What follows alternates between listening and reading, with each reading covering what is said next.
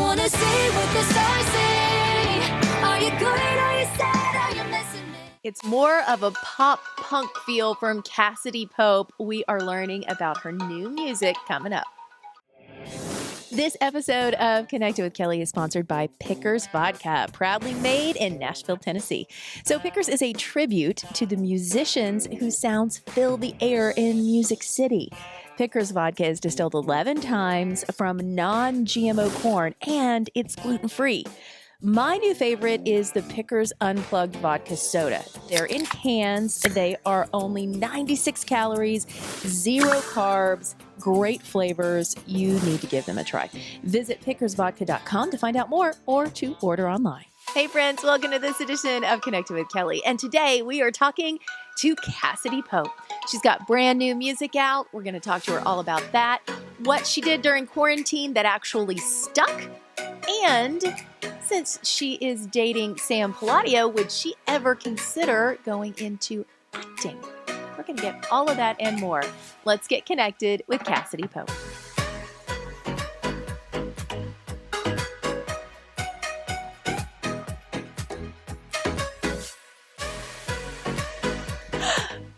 I'm just so happy I get to talk to you. I see your face and I'm like, oh my gosh, how are you? Good. I'm so glad to talk to you. It's been so long. I know. Okay, so we caught up when you were in the middle. I mean, this was like early stage quarantine. Nobody was leaving the house. I was trying to bake bread. You were cooking. I don't remember what you were making, but you were cooking or attempting to.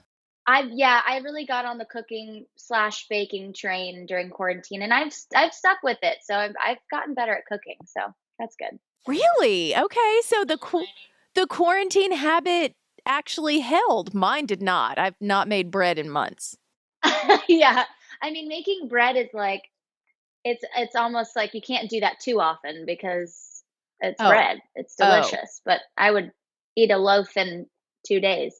It was a bad scene. I wish I would have taken up a different habit. I'm like, why didn't I learn how to crochet or something like that? Right. But yeah, it's crazy. So the cooking thing you actually enjoy now. That's great. I do. And I'm realizing what you put in your body. You don't know what you're putting in there half the time when you go out and when you're at a restaurant. So, and I love eating out. Like I love the whole experience and it's just fun. And especially going with my boyfriend, like we just love going out to eat together and, just trying to dial it back a little bit and make sure that I'm eating clean. And yeah. And also just like making up recipes is fun. Like it's sort of another creative outlet. So I don't know. I'm getting kind of good at it. Okay, I kind of love this. And this just springboards me into you just did the collaboration. I want to hear more about how you and Karen Fairchild from Little Big Town, like how this all happened. But Kimberly has her own little cooking show that she does all the time on her Instagram. So I'm thinking maybe you just need to hop over with O'Gussie and do a I would couple of love things. to. Oh, Right? especially when her kids get involved, it's like the best. It's so entertaining and she's so sweet and she's relatable and she makes you feel like, "Oh, I can make that."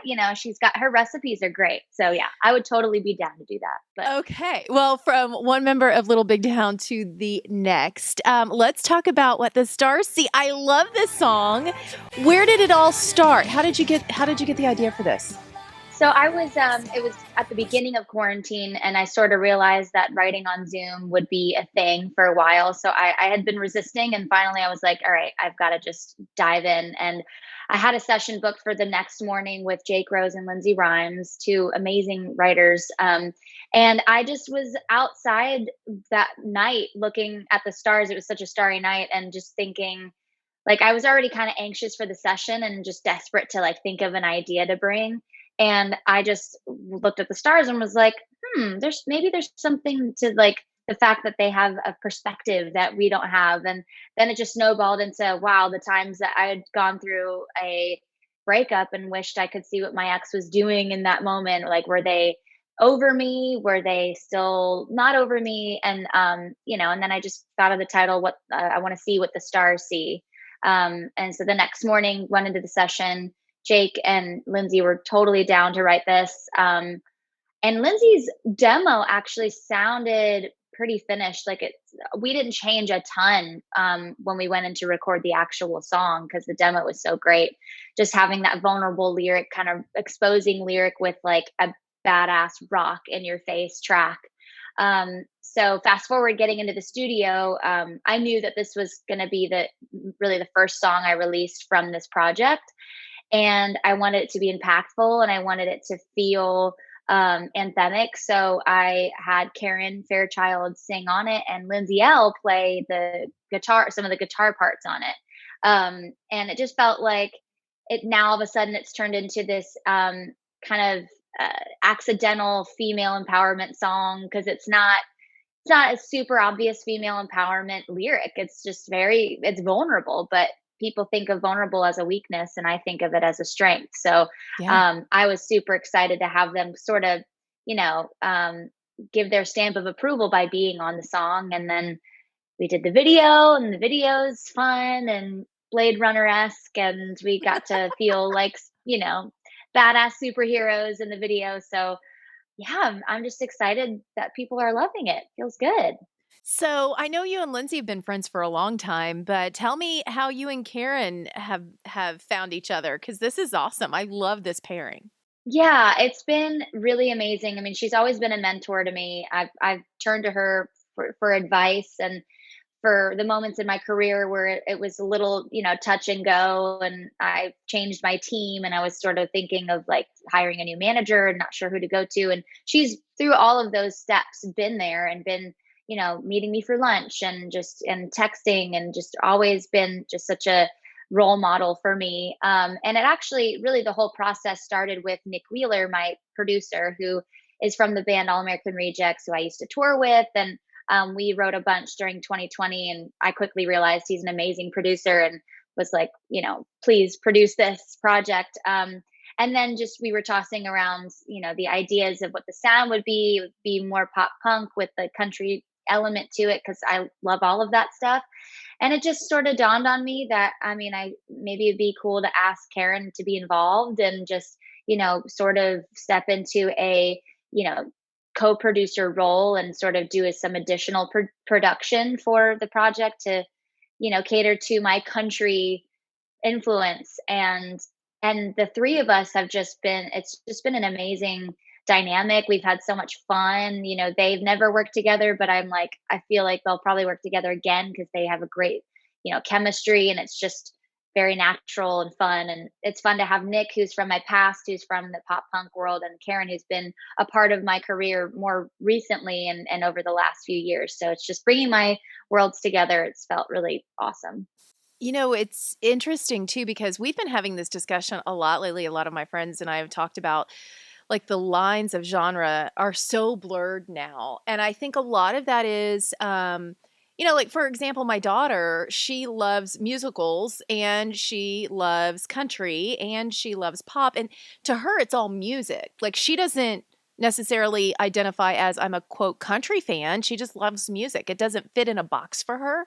And I love that idea. I feel like a lot of people are moving that way. I mean, my playlist has a lot of different things on it. So the fact that you're able to blend part of stuff from Hey Monday and that sound into what you've been doing currently and what you love, I don't think it's that out of the realm of possibility to have all this stuff together.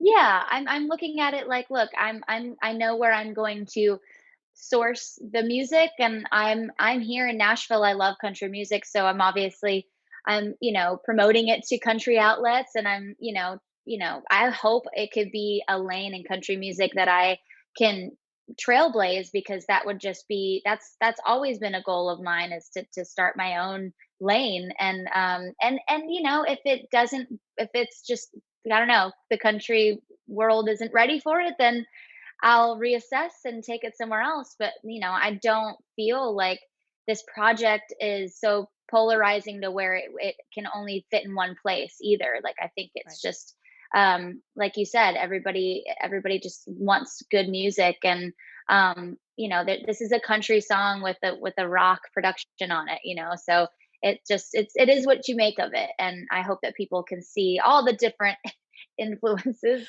Who's Has to be that? a That's Is not this Cuppy. River? No, Yeah. that's River. That's Sam's dog. Cuppy's on the other chair, like in the other corner. But yeah, they like to Oh, be a part of these. is he a whippet? He's a whippet. How did you guess that? Yeah, I could see. Sweet People because they think look he's like like, greyhounds that have been, hit with a shrink gun. They're just I tiny. know. Yeah, he's a pretty big whippet, but yeah, he's What a cute. cutie. Oh my gosh. Okay, so let's talk about how things have been going in quarantine.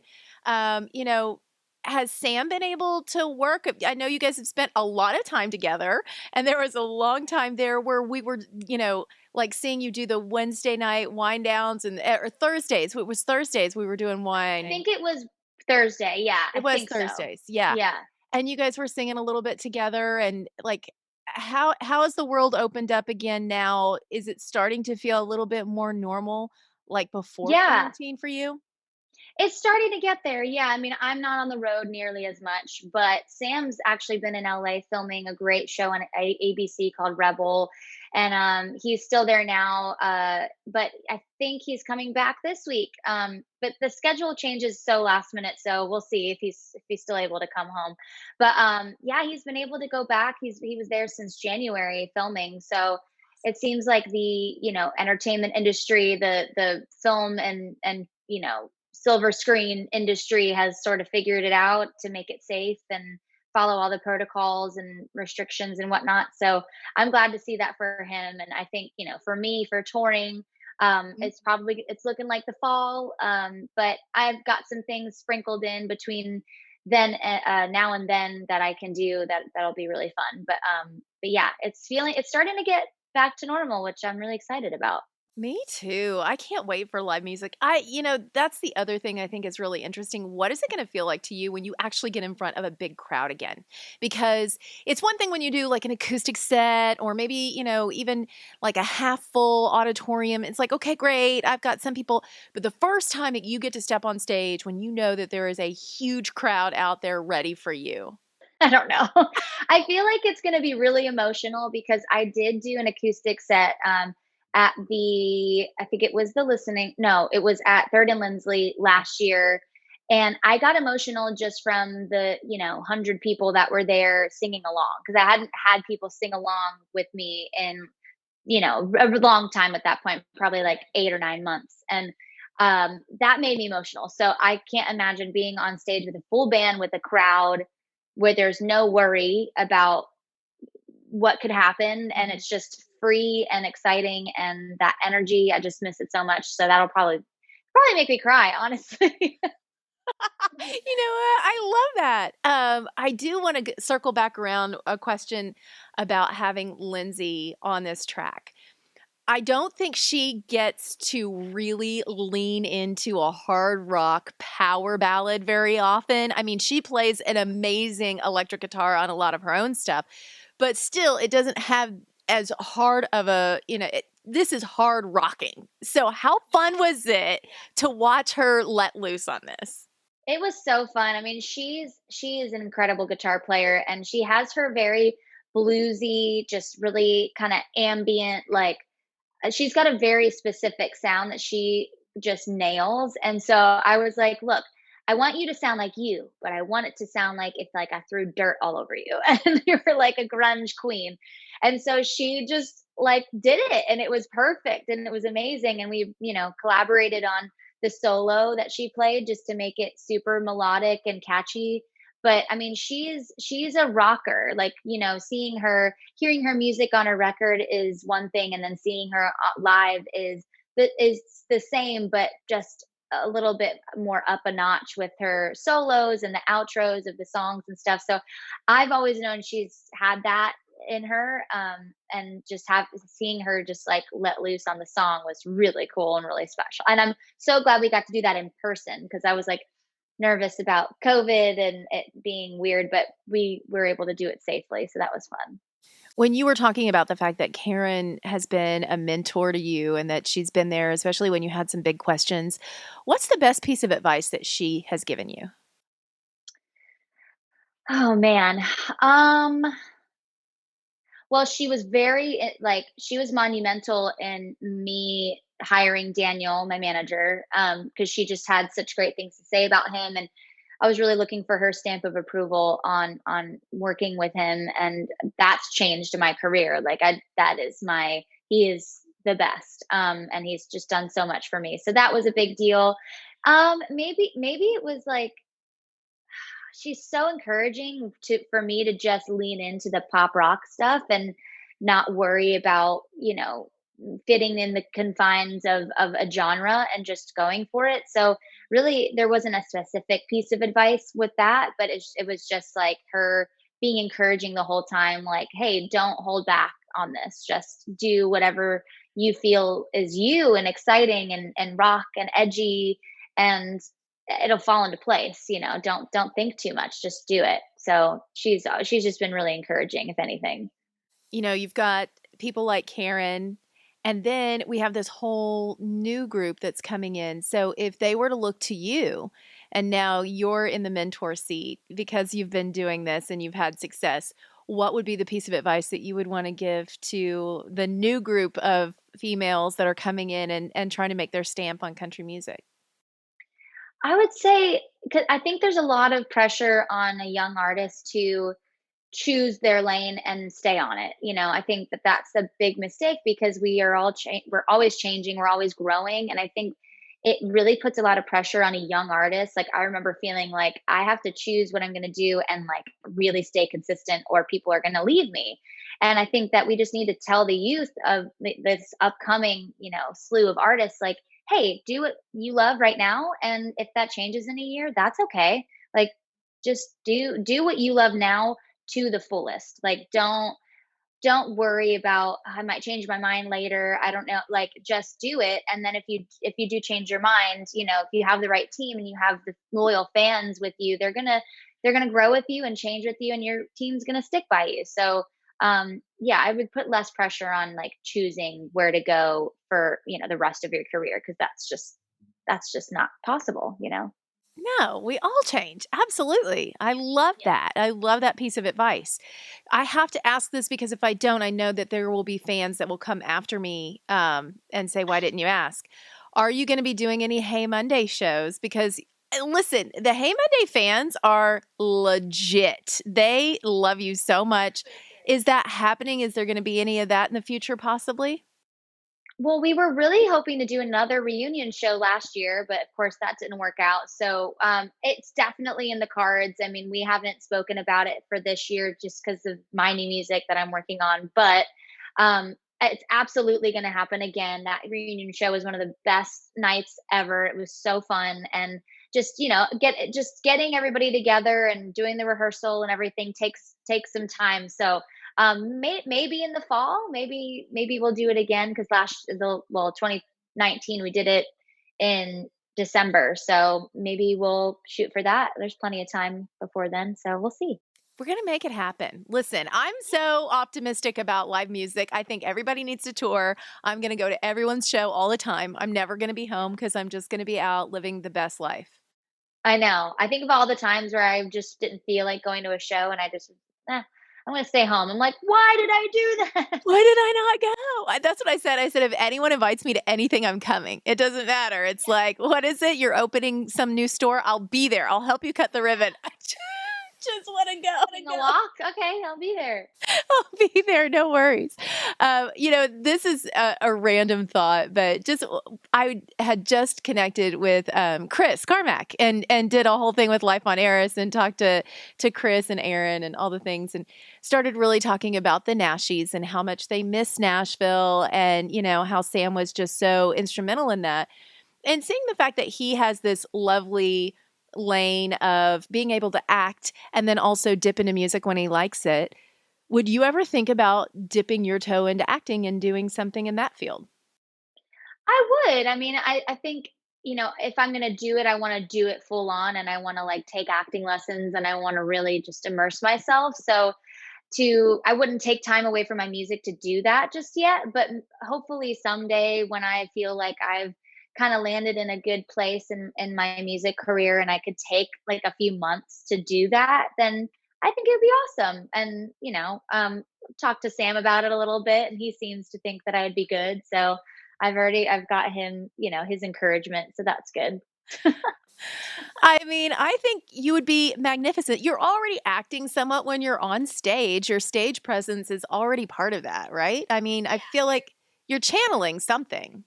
Yeah, I think anytime you're like doing like movement and like you're moving your body to be creative, it just kind of all comes together in some way. So it would be interesting to see. I mean, I think it would be like a huge learning curve for me because I think when you try to learn something new as an adult, it's always really frustrating because you're just already your makeup is so I don't know, like, Brené Brown talks about that, like, it being, like, Yeah. really hard to learn as an adult, something new, so it would be interesting to see how I would do, but I'm up for the challenge for sure. Listen, I listened to Brene Brown's podcast. She is one of my absolute favorites.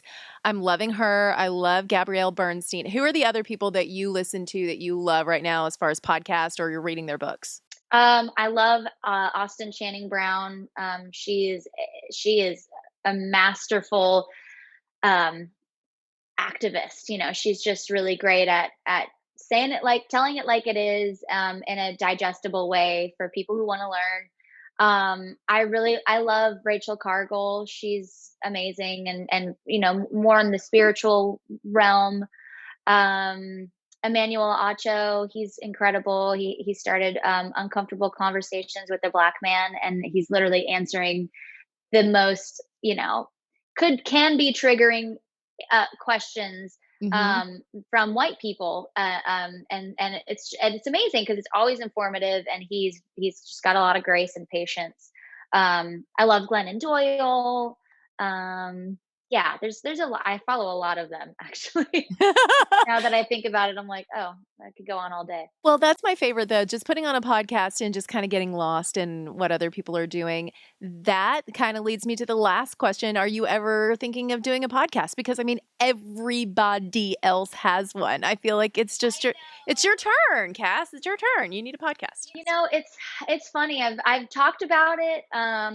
I've talked about it with my producer Nick because we had this idea of doing a podcast where we interview people from the pop punk world that ended up in Nashville, which because there's a lot of us, and Oh my they could gosh.